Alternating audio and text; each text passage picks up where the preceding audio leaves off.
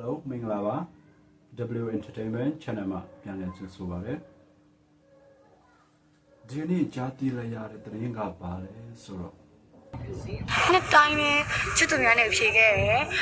ဘာမှလည်းမရခဲ့ဘူးဟိုအရင်မွေးကလေးကခုချိန်ကြီးဘာမှမရခဲ့ဘူးဆိုတော့လည်းနှစ်တိုင်းဖြေခဲ့အဲ့လိုဖြေတိုင်းလည်းတစ်နှစ်မှမရအောင်အခုထိလည်းရမနေဘူးနေရလားကြီးအပြူကြီးဖြစ်ရခြင်းကအိမ်ထောင်ပြုခြင်းချက်ပိုရိတ်ကောင်းတယ်ဆိုတဲ့ဆိုကိုတင်သွင်းဆွေးနွေးတော့မှာဖြစ်ပါတယ်ရှင်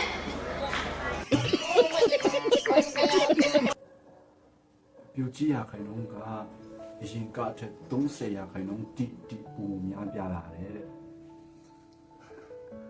ဆိုတော့စိတ်ဝင်စားစရာကဘာကြောင့်များလဲเนาะအပြူကြီးဆိုတာကဘယ်အသက်အရွယ်ပိုင်းကိုခေါ်တာလဲ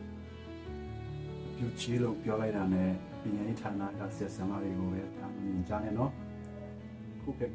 ဌာနပေါင်းစုံပါဝင်အားပြုလာကြပြီဆိုတာကိုလည်းသိထားကြအောင်เนาะဘာကြောင့်များလဲဆိုတဲ့ခေါင်းစဉ်တော်မှာကျွန်တော်ဖြစ်နိုင်ချေအချက်၃ချက်ချထားမယ်เนาะပထမတစ်ချက်ကဘာလဲဆိုတော့ကိုချစ်တဲ့သူကကိုကိုပြန်ချစ်ဘူးကိုချစ်တဲ့သူကိုကပြန်မချစ်ဘူးเนาะဒုတိယတစ်ချက်ကအိမ်ထောင်ပြုတ်ပြီးတော့ကိုယောက်ျားကိုမိန်းမရဲ့မျက်နှာကြည့်နေရတာတဲ့ကိုလည်းအလုံးလုံးပြီးတော့ကိုပိုင်ဝင်ငွေတွေနဲ့လွတ်လွတ်လပ်လပ်နေရတာမျိုးကိုပုံမှန်သဘောကျတတိယတစ်ချက်ကဘာလဲဆိုတော့မင်းကလေးဖက်ကရောယောက်ျားလေးဖက်ကရောကိုအားကိုလိုရမယ်သူရှင်းပြမယ်ဆိုရင်ငွေကြီးချမ်းသာတဲ့သူကိုအပြန်အလှန်ဆရာကြီးကြတော့လူကြီးမများတော့ဘူးနော်ဆိုတော့ကြည်နေကြတဲ့ပရိသတ်တွေရောဘာကြောင့်များလဲကိုအထင်ကို comment မှာချပြလို့ရတယ်နော်ချစ်သူများနေလည်းနေလာပြီဆိုတော့ချစ်သူများနေမှာအပြူကြီးများအတွက်ကောင်းဆုံးလက်ဆောင်အနေနဲ့အပြူကြီးလို့ရချင်းကအိမ်ထောင်ပြုချင်းတဲ့ဒီကောင်းလေဆိုတဲ့ဟောပြောပွဲကိုကျွန်တော်တို့အားလုံးတူတူနားဆင်ကြပါမယ်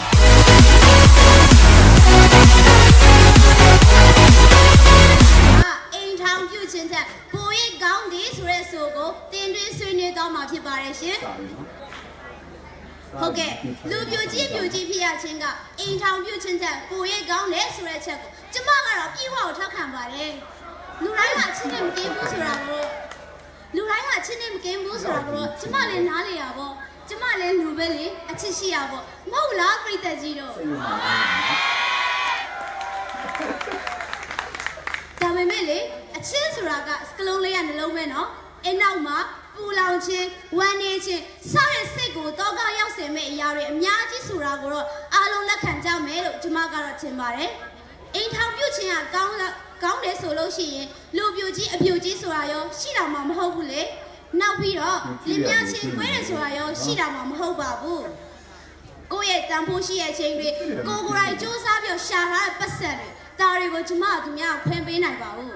အော်ရှိသေးတယ်လေကျမရဲ့ငှတရားတွေမြင်တာမြင်ရမယ်မကျင်စရာဘူးရှင်အင်ဆောင်ကြောက်သွားပြီဆိုရင်လေမင်းကလေးဖြစ်ဖြစ်ယောက်ျားလေးဖြစ်ဖြစ်ကိုယ့်ရဲ့တန်ဖိုးရှိရဲ့ချိန်တွေကိုဘာမဟုတ်တဲ့အချစ်ဆိုတဲ့စကလုံးနှလုံးသွင်းနဲ့ခွဲပေးနေရတာလေဟုတ်တယ်မလားပြိတ္တကြီးတို့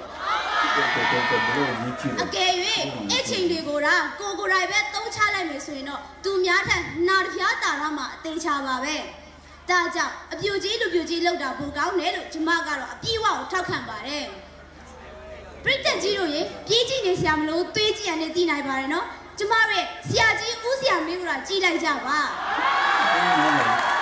ဒီကြီးဆရာကြီးခေါ်နေတယ်တကူရဲတောက်ပနေတဲ့လှမင်းကြီးလိုပါပဲ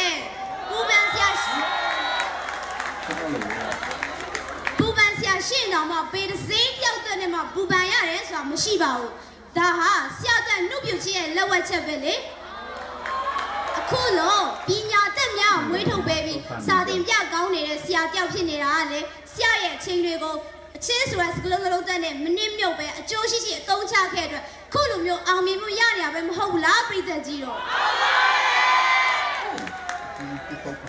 ပြိတ္တကြီးတို့လူတွေကပြောကြတယ်အချင်းဆိုတာလူနှုတ်ပြစေတယ်တဲ့ဒါဆိုရင်ဘာလို့ဆရာကအောင်နှုတ်ပြနေရလဲဆရာလေးလူပြကြီးတယောက်ပဲလေအဖေကတော့ရှင်းပါတယ်အော်နောက်ပြီးတော့ရှိသေးတယ်အချင်းဆိုတာပျော်ရွှင်မှုပေးတယ်တဲ့အဲ့လိုကြကျမတိတ်ကိုရည်ရှင်တာဗောရှင်ဒါ ဆိုရင်အပြည်ပြည်ဆိုင်ရာအသေးကွဲနဲ့ဆိုပြီးရှိလာပါအောင်မလားချစ်ကြငိုကြွေးနေရတာတွေပူပန်နေရတာရှိလာပါအောင်မလားမငိုကြွေးရဘူးလို့တော့မပြောလိုက်နဲ့နော်သေးကွဲပြီးတော့ညတိုင်းခိုးငိုနေရတော့ကောင်းလေးရတာအတီးဆုံးပါနော်ကဲကြည့်အခုတော့မှအောက်မှာတက်ဆိုင်တဲ့သူရီနေကြပြီလေ တစ်ချက်ပြောချင်တာပါလဲဆိုတော့နော်အုံမှာနားထောင်နေတဲ့ပရိသတ်တွေကကလေးတွေထဲမှာဟုတ်လေနော်ဆရာကြီးဆရာမကြီးလည်းရှိမယ်အချို့အိမ်ထောင်ကြတဲ့သူတွေလည်းရှိမယ်ပေါ့နော်ဆိုတော့အတန်နဲ့ထောက်ခံနေကြတာတော့တကယ်တော့သူတို့ရဲ့ရင်ထဲမှာသူတို့ရဲ့ယောက်ျားကြောင့်ကိုမိန်းမကြောင့်ကိုသူတို့စိတ်ထဲကနေပြီးတော့တွေးနေကြပါလေနော် အိမ်ထောင်ကြသွားပြီဆိုရင်လေအိတ်ကောင်းချင်းနဲ့မအိပ်ရစားကောင်းချင်းနဲ့မစားရညတကောင်ကလေးငိုလို့နှိုးထားတတ်ရနဲ့ကလေးကကြီးကြလို့အဖေရောအမေရောမအိပ်ရနဲ့တခုခုစားမယ်ဆိုရင်လေတာသမီမျက်နှာကိုကြည့်နေရသေးတယ်အမျိုးသမီးတွေဆိုရင်လေမနဲ့မိုးလင်းလာနဲ့ကလေးချောင်းသားဖို့ပြင်ပေးလိုက်ရယောက်ျားလှုပ်သားဖို့ပြင်ပေးလိုက်ရပြီးပြီဆိုရင်နားရမချင်နဲ့နော်အိမ်သက်ရှင်ရလှုပ်ရပြန်ရောပတ်စံကိုလေခြွေတာပြီးမှ300သေးတယ်အိမ်ထောင်ပြုတ်တယ်ဆိုတာကတိတ်ကိုကောင်းရှုပ်စရာကောင်းတာပါပဲအမျိုးသားတွေဆိုရင်လေသမီးသားစုလုံးတဲ့ပတ်စံရှာရသေးတယ်ကလေးချောင်းထားနိုင်ဖို့ကရှာရသေးတယ်အိုးပြောရရင်တော့မကုန်တော့ပါဘူးတီချာတယ်ယောက်ျားနှိမ့်ဆက်ရခံရသေးတယ်သားသမီးမကောင်းရခံရသေးတယ်တကယ်တော့အိမ်ထောင်ပြုတ်တယ်ဆိုတာကအကျေချုပ်ကြားနေတယ်လို့ပါပဲဟိုးအခုချိန်ဆိုဝါကျွတ်ပြီဆိုရလေနော်မင်္ဂလာဆောင်တစ်ခုပြီးတစ်ခုပဲတိတ်ကိုပြောနေကြတကယ်တမ်းကတော့ကိုယ်ကိုယ်တိုင်ခေါ်ဆရာမလို့ပဲအသာတကြီးဆောင်ထဲဝင်နေရမသိကြဘူးလေအပြူကြီးလူပြူကြီးဆိုတာလေဖြစ်ကိုဖွားကိုကြိုက်တယ်လို့ခြေတယ်လို့ရတယ်မိုးမှန်လို့ရတယ်ဘသူ့မှကြည့်နေဆရာမလို့ဘလောက်တောင်ကောင်းလိုက်တယ်လေကိုရှာတဲ့ပတ်စံကိုလေကိုကြိုက်တယ်လို့သုံးလို့ရတယ်အော်ပြီးတော့မိဘကိုလည်းဖို့အချိန်ပေးနိုင်တာပေါ့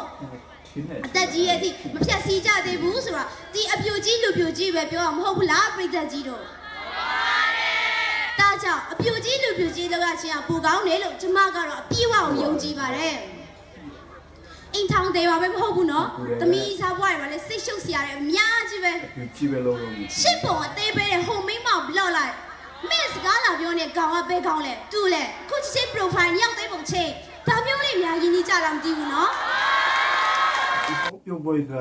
လူငယ်တွေတော်တော်များများနားထောင်မိမှာတော့ကျွန်တော်စိုးရိမ်တယ်ပေါ့နော်။ဘာဖြစ်လို့လဲဆိုတော့ဒီဟောပြောပွဲကိုနားထောင်မိမှာအကုန်လုံးလူပြူကြီးပဲလုံးကြတော့မယ်ဆိုရင်တော့လူကြီးမတိုးပါတော့ဘူးလေနော်။လူကြီးများမှပညာရှင်တွေများလာပါလေနော်။အဲ့ဒါမှနိုင်ငံကြီးတိုးတက်လာဆိုတော့နည်းနည်းတော့ကျွန်တော်စိုးရိမ်ဖြစ်တယ်နော်။လူပြူကြီးဆိုတာလေဖြစ်ချင်လို့ဖြစ်လာမဟုတ်ပါဘူးပြိတ္တကြီးတို့။တနည်းအားဖြင့်ပြောရမယ်ဆိုရင်ကုသကံကောင်းလို့ကိုဖြစ်လာတာ။အေးချမ်းဖို့အတွက်မွေးဖားလာတယ်လို့လည်းပြောလို့ရတယ်နော်။ပေတစည်းတယောက်ကမှတွေ့ကပ်မနေပဲကိုယ့်ဘက်ကိုရက်တည်နေတာကလေတီအပြူကြီးလူပြူကြီးပဲမဟုတ်ဘူးလားပြိတ္တကြီးတို့။ပေမြောင်ပဲတော်နောက်ဆန်တင်းစရာမလိုပဲလွတ်လပ်သွားလို့ရတယ်။ချီးကြံနေလို့တော့မပြောလိုက်နဲ့နော်။မိဘကိုလှုပ်ကြွေးပြုစုဖို့ဘုရားကအချိန်ပိုပေးလိုက်တဲ့သဘောပါပဲ။အိမ်ထောင်ပြုတ်ခြင်းကကောင်းလားမကောင်းဘူးလားဆိုတာခိုင်နေဝဲမိဘမိကေဟာကိုကြည့်တော့ကလေးတွေတယောက်ပြီးတယောက်မွေးတာဝန်မြူနိုင်တော့ပြစ်ချနောက်ဆုံးတီကလေးတွေမျက်နှာပဲမဟုတ်ဘူးလားပြိတ္တကြီးတို့စကားတွေအများကြီးပြောရင်အမားတွေအများကြီးပေါ်တော့မှာဆိုလို့ကျမကတော့အပြူကြီးလူပြူကြီးလောက်ရခြင်းကအိမ်ထောင်ပြုတ်ခြင်းချက်ပိုရေးကောင်းတယ်ဆိုကိုအပြည့်ဝထောက်ခံပါတယ်ပြိတ္တကြီးရောတေချာစဉ်းစားကြည့်နော်တကိုယ်တဲ့အပြူကြီးလူပြူကြီးဘွားနဲ့ဘွားကိုအေးချမ်းချမ်းမိဘကိုလှုပ်ကြွေးပြုစုပြီးနေမလားတောင်မှမဟုတ်ကလေးတွေလောင်တွေပစီတန်းနဲ့ယထာသွေးကြီးလိုဖြစ်ပြီးစိတ်ပင်ပန်းတော့ကရောက်ခံမလားဆိုတာကိုတော့အုံနောက်ရှိတဲ့သူတိုင်းစဉ်းစားတတ်မယ်လို့ထင်ပါတယ်အားလုံးကိုကျေးဇူးတင်နဲ့ဒီအဆိုကိုအပြည့်အဝထောက်ခံရင်းဒီကုန်းချုပ်အပ်ပြစေရှင်ဒီဆိုအပြည့်နေကြတဲ့ပရိသတ်တို့အားလုံးအပေါ်မှာအထူးကျေးဇူးရှိပါတယ်next video ဒီမှာကျွန်တော်တို့ပြန်ဆောင်ကြမယ်နော်တတ်တာ